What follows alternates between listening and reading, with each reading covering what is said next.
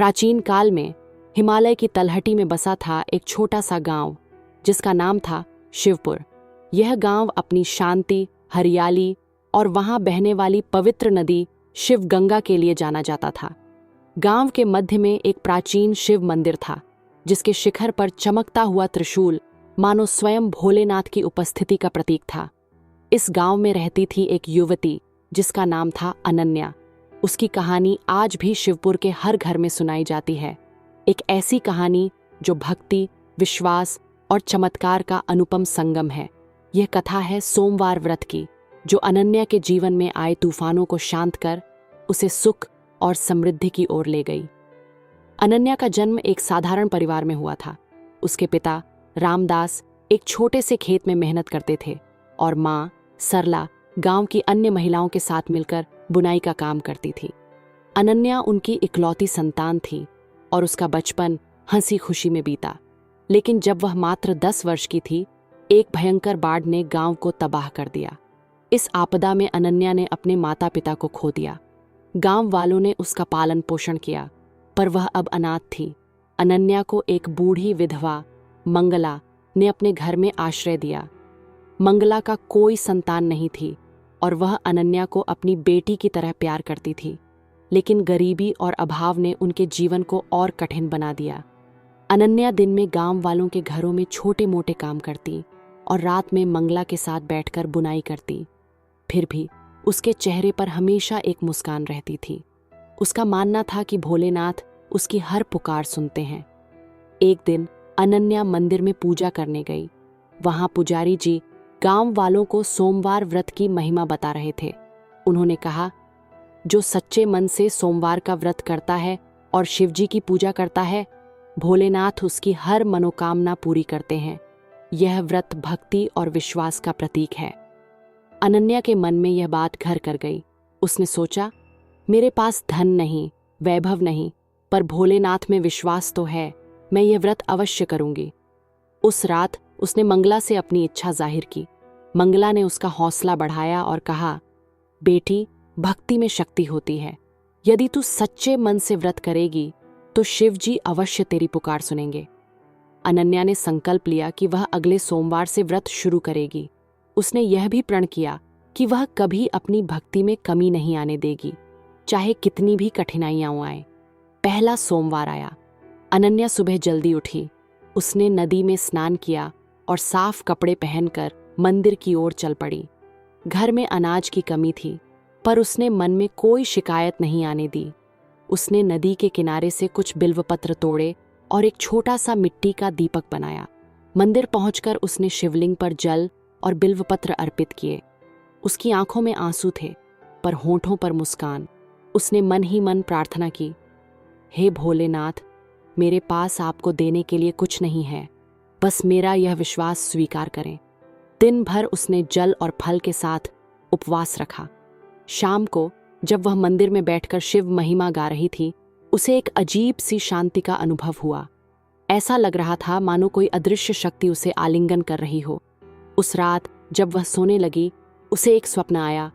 स्वप्न में एक विशाल ज्योतिर्मय शिवलिंग प्रकट हुआ और उसमें से एक मधुर स्वर गूंजा, अनन्या, मैं तुम्हारी भक्ति से प्रसन्न हूं। तेरा विश्वास अटल है। जो मांगना हो मांग ले। अनन्या ने स्वप्न में ही हाथ जोड़कर कहा, प्रभु, मुझे कुछ नहीं चाहिए, बस इतना आशीर्वाद दें कि मेरी भक्ति कभी कम न हो और मंगला माँ को सुख शांति मिले। उस स्वर ने जवाब दिया, तेरी भक्ति ही तेरा सबसे बड़ा धन है। मैं तेरा हर दुख हरूंगा। अगले दिन से अनन्या के जीवन में छोटे छोटे बदलाव दिखने लगे। गांव की एक धनी सेठानी रुक्मिणी ने उसे अपने घर में बुनाई का काम दिया। यह काम पहले से बेहतर था और उसकी मजदूरी भी अच्छी थी। अनन्या ने इस कमाई से मंगला के लिए दवाइयाँ और कुछ अनाज खरीदा।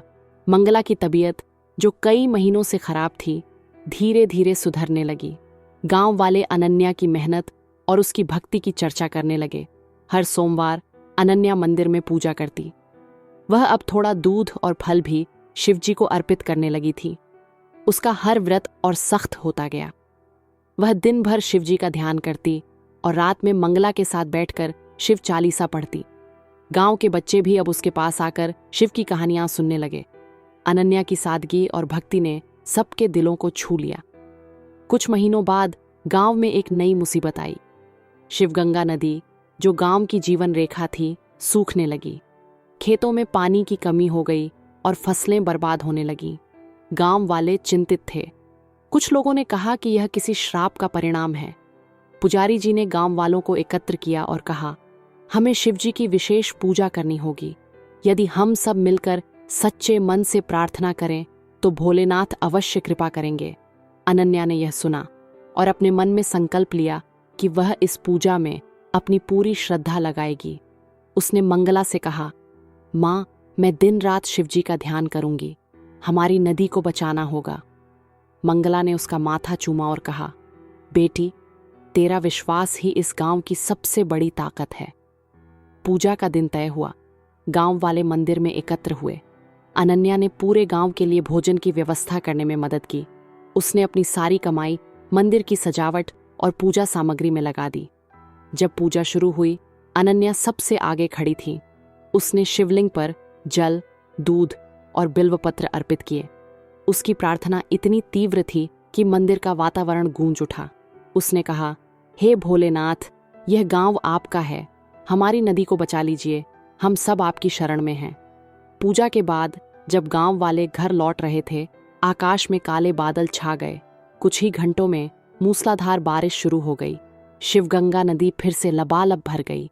गांव वालों की आंखों में खुशी के आंसू थे। वे अनन्या के पास आए और बोले, यह सब तेरी भक्ति का चमत्कार है। तूने भोलेनाथ को प्रसन्न किया। इस घटना के बाद अनन्या गांव की प्रेरणा बन गई। उसी दौरान गांव में एक युवक आया जिसका नाम था विमल। वह एक साधारण व्यापारी का बेटा था जो अपने पिता के साथ व्यापार के सिलसिले में शिवपुर आया था। विमल भी शिव भक्त था और अनन्या की भक्ति की कहानियां सुनकर उससे मिलने मंदिर आया। अनन्या की सादगी और उसका अटल विश्वास देखकर वह मंत्रमुग्ध हो गया। विमल ने अपने पिता से अनन्या से विवाह की इच्छा जाहिर की। उसके पिता ने मंगला से बात की और मंगला ने अनन्या की राय पूछी। अनन्या ने कहा, माँ, मैं पहले भोलेनाथ से पूछूंगी। यदि यह उनकी इच्छा है तो मैं तैयार हूं। उस रात उसने मंदिर में प्रार्थना की। स्वप्न में शिवजी ने उसे आशीर्वाद दिया और कहा, विमल, तेरा सच्चा साथी है। यह मेरा आशीर्वाद है। अनन्या और विमल का विवाह धूमधाम से हुआ। विमल ने अनन्या को कभी उसकी भक्ति से दूर नहीं किया। वह स्वयं भी हर सोमवार को उसके साथ व्रत करने लगा। अनन्या ने मंगला को भी अपने साथ रखा और उनका घर प्रेम और सुख से भर गया। समय बीता और अनन्या की कहानी दूर दूर तक फैल गई। लोग शिवपुर आने लगे ताकि वे अनन्या से मिल सकें और उसकी भक्ति की कहानी सुन सकें। अनन्या ने गांव में एक छोटा सा आश्रम बनवाया जहां गरीब और अनाथ बच्चों को शिक्षा और भोजन दिया जाता था। वह हर सोमवार को मंदिर में पूजा करती और गांव वालों को भक्ति का महत्व समझाती। उसकी मृत्यु के बाद भी उसकी कहानी जीवित रही। गांव वाले आज भी कहते हैं, सच्चे मन से सोमवार का व्रत करो और भोलेनाथ तुम्हारी हर पुकार सुनेंगे। अनन्या इसका जीता जागता उदाहरण थी। यह कथा हमें सिखाती है कि भक्ति में वह शक्ति है जो असंभव को संभव बना सकती है। अनन्या का जीवन एक प्रेरणा है कि चाहे जीवन में कितनी भी कठिनाइयां आए, यदि मन में विश्वास और भक्ति हो तो भोलेनाथ हर बाधा को दूर करते हैं। कमेंट में जय शिव शंभू, हर हर महादेव लिखे, आपके सभी काम बनेंगे।